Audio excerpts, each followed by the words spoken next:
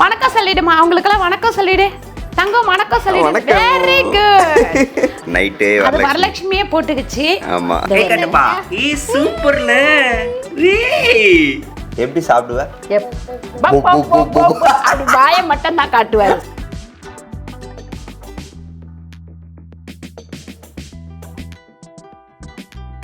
உங்க சமையலோட ருசியை கூட்ட அம்மா சமையலோட மசாலா வாங்கி சமைச்சு பாருங்க. அதோட சுவையே தனியா இருக்கும். நம்மளோட வெப்சைட் லிங்க் வந்து கீழே கொடுக்குறேன். வெப்சைட்ல நீங்க ஆர்டர் போட்டுக்கலாம். நம்ம கிட்ட மசாலா, வத்தல், வடகம், ஊறுகாய், முறுக்கு மாவு, அதிர்ச மாவு, சீடை மாவு, இந்த மாதிரி எல்லா வகையான மாவு வகைகளும் நம்ம கிட்ட கிடைக்கும். வணக்கம், நான் உங்கள் அம்மா சமையல் மீனாட்சி. இன்றைக்கி பார்த்தீங்கன்னா சூப்பரான ஒரு விளாக் தான் பார்க்க போகிறீங்க. காலையில் பிரேக்ஃபாஸ்ட்டுக்கு ஒரு சட்னி ஒன்று வைக்க போகிறேன், டிஃப்ரெண்ட்டான சட்னி. அதுக்கப்புறம் இன்றைக்கி வெஜ்ஜி சமையல் தான், அதுலேயும் வந்து கொஞ்சம் டிஃப்ரெண்ட்டான எல்லாமே டிஃப்ரெண்ட்டாக இருக்கும். வாங்க, இன்றைக்கி பார்த்தீங்கன்னா நம்ம காலையில் பிரேக்ஃபாஸ்ட்டும் மத்தியானம் லஞ்சும் முடித்து சாப்பிட்டுட்டு அதுக்கப்புறம் வந்து ஒரு ஃபங்க்ஷன் போகிறோம். இப்போ இதில் வந்து பூண்டு வந்து 100 கிராம் அளவுக்கு 150 கிராம் எடுத்திருக்கேன். இது சட்னிக்கு. இதை வந்து ஃபஸ்ட்டு நல்லா சாப் பண்ணிக்கலாம்.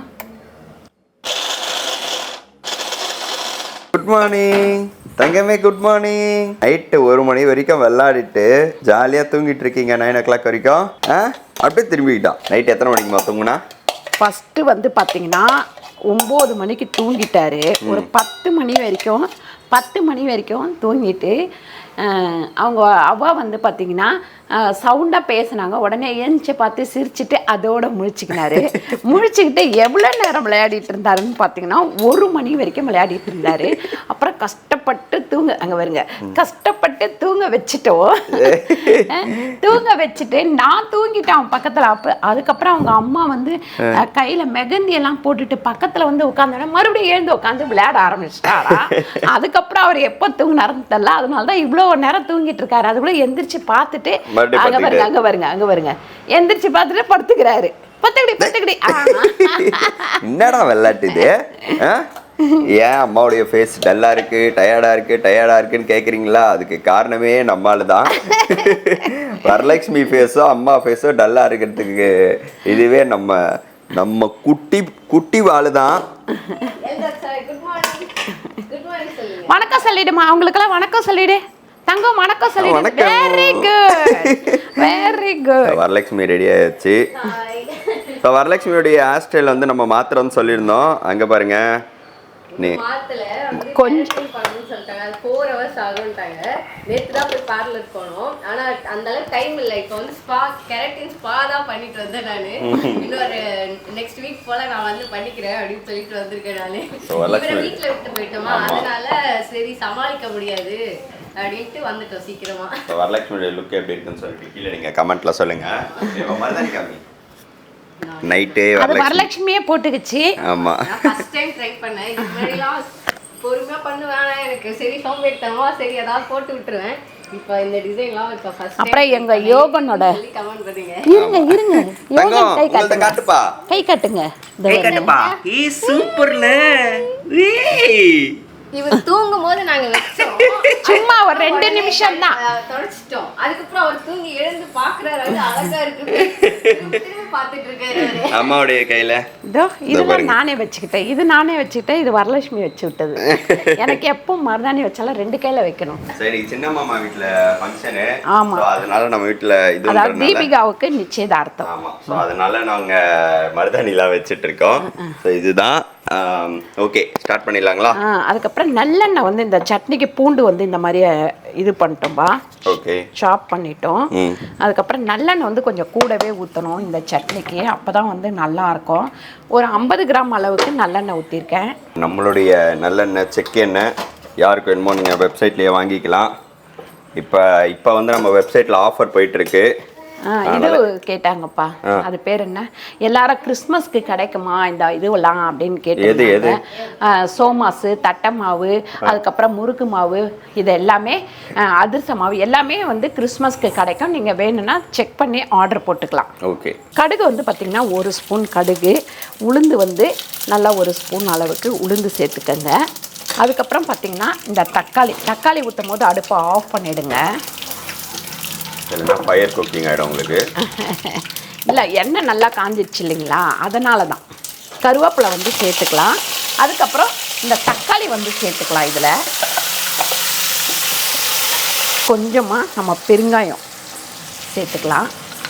ஹலோ, ஷூலாம் எடுத்துன்னு ட்ரெஸ் போடாமல் வந்துட்டான். ஷூ போட போறியா இப்போவே? தங்க ட்ரெஸ் போடணும். நீ தங்க ட்ரெஸ் போடு. Same same. டேய் ஓய் என்னது பாருங்க, கொஞ்சமாக அதில் அலசி விட்டுட்டு நல்லா வந்து இது அந்த பச்சை வாடை போகிற வரைக்கும் நல்லா தக்காளியை வந்து வதக்கணும். கொஞ்சமாக மஞ்சத்தூள் வந்து சேர்த்துடலாம். அதுக்கப்புறம் உப்பு ஒரு 3/4 ஸ்பூன் அளவுக்கு சால்ட் போட்டிருக்கேன். இந்த பூண்டு வந்து பச்சையாக தான் இருக்கணும். காஷ்மீர் மிளகாத்தூள் ஒரு 3/4 ஸ்பூன் அளவுக்கு போட்டுக்கலாம். வெறும் மிளகாத்தூள் நல்லா 1 ஸ்பூன் அளவுக்கு சேர்த்துக்கலாம். சேர்த்துட்டு நல்லா வந்து இதை கிண்டி விடுங்க. அதுக்கப்புறம் இதை பாருங்கள், இந்த புளியை வந்து இதில் சேர்த்துடலாம். பாருங்கள், காரம் கம்மியாக இருந்தது அப்படின்னா நம்ம இன்னும் கொஞ்சம் ஒரு 1/2 ஸ்பூன் அளவுக்கு வெறும் மிளகாத்தூள் சேர்த்துக்கலாம். ஏன்னு கேட்டிங்கன்னா இந்த பூண்டு சட்னிக்கு வந்து கொஞ்சம் காரம் இருந்தால் தான் அந்த பூண்டில் உள்ள காரத்தை வந்து கொஞ்சம் அடக்கும்.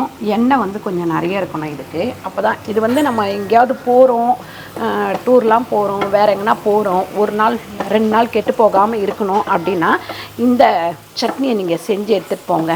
இது ஒரு 2-3 நாள் கூட உங்களுக்கு நல்லாவே இருக்கும். ஆனால் நல்லா ஊற்றி செய்யணும். கரெக்டாக வேறு லெவலில் இருக்கும் அந்த சட்னி. நீங்கள் 4 இட்லி சாப்பிட்றீங்கன்னா இந்த சட்னி வச்சு சாப்பிட்டீங்கன்னா 8 இட்லி சாப்பிடுவீங்க. அந்த மாதிரி செம்ம டேஸ்ட்டாக பாருங்க. இந்த தக்காளியில் உள்ள தண்ணி ஃபுல்லாக வடிஞ்சிடணும். அந்த தண்ணியே இருக்கக்கூடாது. இந்த மாதிரி வதக்கணும். இந்த பூண்டு கொட்டி நீங்கள் வதக்க வேண்டாம். அடுப்பை ஆஃப் பண்ணிட வேண்டியது தான். நம்ம இந்த சூட்லேயே இருந்ததுன்னா போதும். இங்கே வந்து பார்த்திங்கன்னா கருணக்கிழங்கு நல்லா வேக வச்சுருக்கேன். மஞ்சத்தூளும் உப்பு போட்டியாம்மா வரலட்சுமி? சரி சரி, லைட்டாக தான் போட்டிருக்காங்களா லட்சுமி? ஃபுல்லாக போடலையா?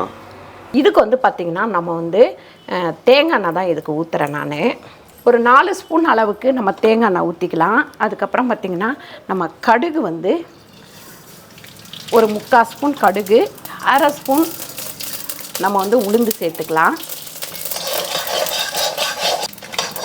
இதில் வந்து பார்த்திங்கன்னா ஒரு வெங்காயம், நல்லா கொஞ்சம் பொடியாக நறுக்கின வெங்காயம், அதுக்கப்புறம் பார்த்திங்கன்னா கருவேப்பிலை.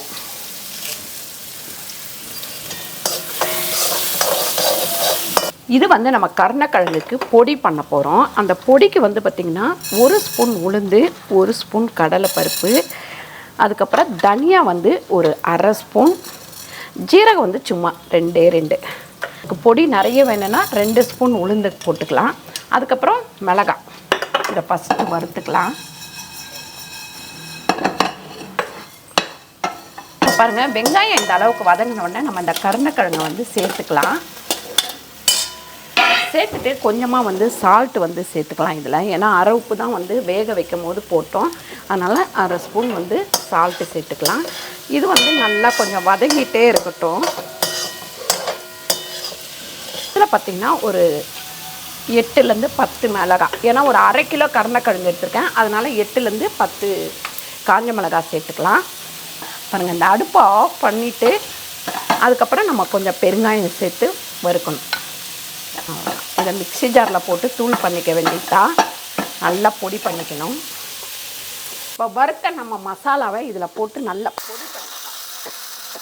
பாருங்கள், கருணக்கிழங்கு இந்த மாதிரி ரெடி ஆகிட்டு இருக்கும் போதே, ஆனால் கருணக்கிழங்குல ஒரு பொட்டு தண்ணி கூட இருக்கக்கூடாது, நல்லா வடித்து எடுத்துக்கணும் நீங்கள். இப்போ இந்த பொடியை வந்து சேர்த்துடலாம். இப்போ இந்த மசாலா போட்டுட்டு கொஞ்ச நேரம் நம்ம அடுப்பில் வைக்கணும். இந்த மசாலா வந்து கொருன்னு தான் அரைக்கணும். ஏன்னு கேட்டிங்கன்னா இதில் போட்டுட்டு நம்ம வந்து நல்லா வறுத்து எடுக்கும் போது வாயில் போடும்போது கடுக்குன்னு இருக்கணும் அந்த மசாலா. அப்போ தான் அதோட டேஸ்ட் வந்து நல்லாயிருக்கும். ஒரு மூச்சு இழுக்கிற சவுண்ட் ஒன்று கேட்டு இருக்கும். அதுக்கு சொந்தக்காரன் யாருன்னு பார்த்தீங்கன்னா எதுக்குடா மேலே ஏறிடுறான்? ஃபஸ்ட்டு ஃபோக்கஸே ஆக மாட்டேற. நீ அவாகிட்ட போ, உன்னை ஃபோக்கஸ் பண்ணுற. பாதியில் பிடிங்கம்மா. இன்னொன்று இப்படி இருந்தால் என்னால் ஃபோக்கஸும் பண்ண முடியல. எதுக்கு அங்கேருந்து வந்து ஆக்ஷன் அப்படின்னு சொல்லிட்டு தூக்கி மடி மேலே உட்கார வச்சுட்டாரு. அவரும் எடுக்கணுமா? தங்கம், எப்படிப்பா வீடியோஸ் எடுக்கணும்? வீடியோ எப்படி எடுக்கணும் வீடியோ? சரி, நீ ஆப்பிள்லாம் சொல்றியா? அதெல்லாம் சொல்றியா? ஆப்பிள் சொல்லுமா. ஆப்பிள் பனானா பால் சொல்லு பால். பால். இதா சாப்பிடக்கூடாது. அதெல்லாம் சாப்பிடக்கூடாது. சாப்பிடுவாரு உடனே அப்படின்னு விடுவாரு. அதுக்கப்புறம் பார்த்தீங்கன்னா நம்ம வந்து இதில் ஒரு 4 ஸ்பூன் அளவுக்கு உளுந்து சேர்த்துக்கலாம். இது வந்து எதுக்குன்னு பார்த்தீங்கன்னா முருங்கைக்கீரை கிரேவி வைக்க போகிறேன். யோகன், முருங்கைக்கீரை கிரேவி சாப்பிட்றியா நீ தங்கம்? எப்படி சாப்பிடுவேன்? எப்படி சாப்பிடுவேன்? சாப்பாடு எப்படி சாப்பிடுவேன்? எப்படி சாப்பிடுவேன்? எப்படி சாப்பிடுவேன்? அப்படி வாயை மட்டும் தான் காட்டுவாரு, சாப்பிட மாட்டேன். எப்படி தங்க சாப்பிடு சொல்லு. எப்படி சாப்பிடு? பொப்பு சாப்பிடணுமா? ஐயோ, சாப்பிடுற வேலைக்குலாம் என்ன பண்ணுவேன்னு தெரியல.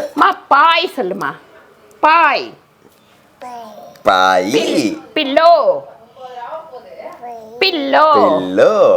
போ தங்கம், அம்மா கிட்ட போங்க. செல்லமே வாண்டி வா.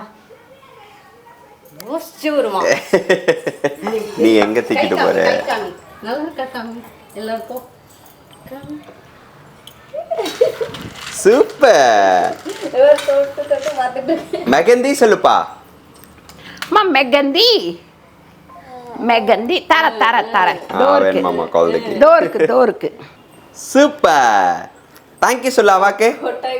எதுக்குடா கொட்டாய் விட்டுட்டு இருக்க?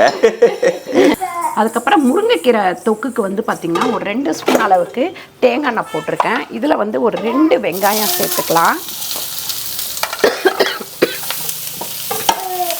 ஒரு தக்காளி அளவுக்கு போட்டுக்கலாம். கொஞ்சம் பெரிய தக்காளியாக இருந்தது ஒரு தக்காளி. இதில் வந்து பார்த்திங்கன்னா உப்பு ஒரு 1/2 ஸ்பூன் அளவுக்கு கல் உப்பு சேர்த்துருக்கேன். இது வந்து பார்த்திங்கன்னா கொஞ்சம் வதங்கிடுச்சு. வெங்காயமும் தக்காளியும் இந்த அளவுக்கு கொஞ்சம் வதங்கினா போதும். இதை இறக்கி வச்சிடலாம். இறக்கி வச்சுட்டு இதில் வந்து பார்த்திங்கன்னா வேர்க்கடலை 1 கப் அளவுக்கு வேர்க்கடலை, அதுக்கப்புறம் 1 கப் அளவுக்கு உடச்சக்கடலை, அதுக்கப்புறம் 1/2 கப் அளவுக்கு வறுத்த உளுந்து. இதை சேர்த்து ஃபஸ்ட்டு வந்து நம்ம தண்ணி ஊற்றி நல்லா அரைக்கணும். இது வந்து இந்த அளவுக்கு நீங்கள் தூள் பண்ணிவிட்டு அதுக்கப்புறம் தண்ணி ஊற்றி அரைங்க.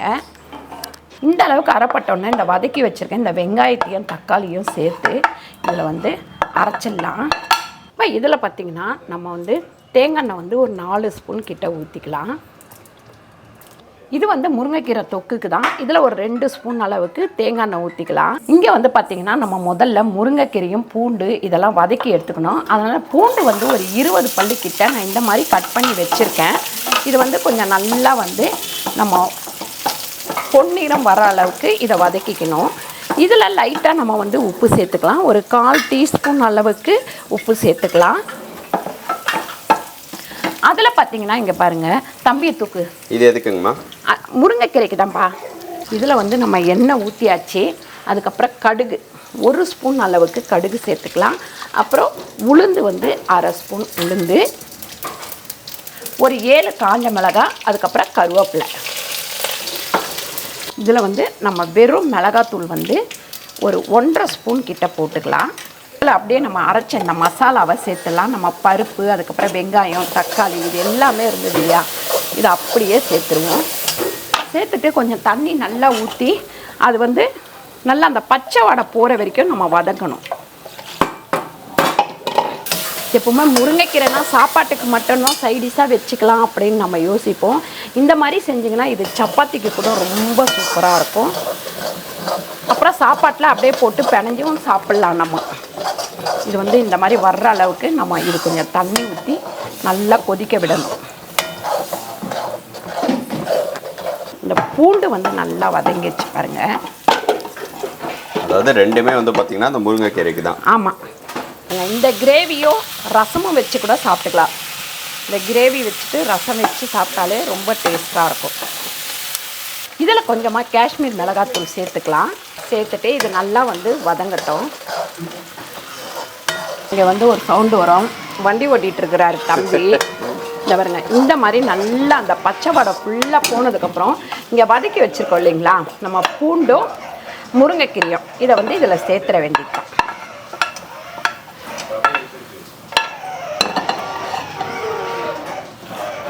சேர்த்துட்டு நல்லா நம்ம இதை வந்து கொஞ்ச நேரம் ஒரு 5 நிமிஷம் இது கொதிக்கணும்.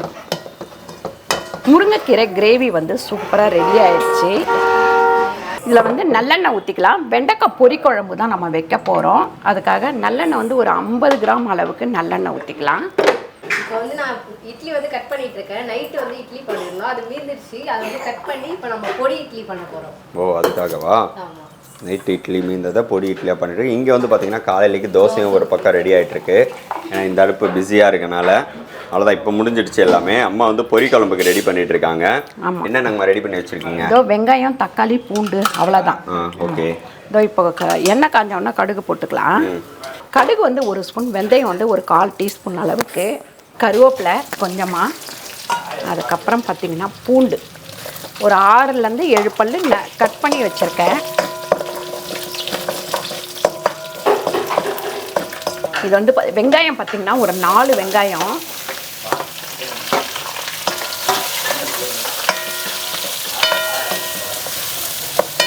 ஒரு கல்லுப்பு வந்து 1 ஸ்பூன் அளவுக்கு சேர்த்துக்கலாம். வெங்காயம் வந்து நல்லா வதங்கட்டும்.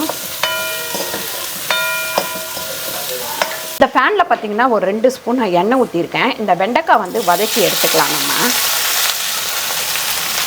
இதை தனியாக வதக்கி போடும்போது அந்த குழம்போட டேஸ்ட் வந்து நல்லாயிருக்கும்.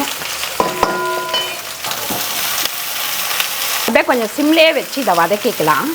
பாருங்கள், இந்த வெங்காயம் நல்லா வதங்கின உடனே ஒரு 4 தக்காளி சேர்த்துக்கலாம். பாருங்கள், வெங்காயம் தக்காளி நல்லா வதங்கின உடனே நம்ம குழம்பு மிளகாத்தூள் வந்து ஒரு 3 ஸ்பூன் போட்டுக்கலாம். அதுக்கப்புறம் பார்த்திங்கன்னா வெறும் மிளகாத்தூள் 1 ஸ்பூன் போட்டிருக்கேன்.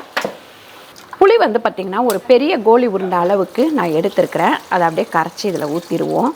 வெண்டைக்காய் வந்து கொஞ்சம் நல்லா இந்த வெங்காயம் தக்காளி எல்லாமே நல்லா கொதித்து பச்சை வாடை போனதுக்கப்புறம் இந்த வெண்டைக்காவை வந்து நம்ம சேர்த்துக்கலாம். வெண்டைக்காய் ஆல்ரெடி வதக்கி தான் வச்சுருக்கோம் நம்ம.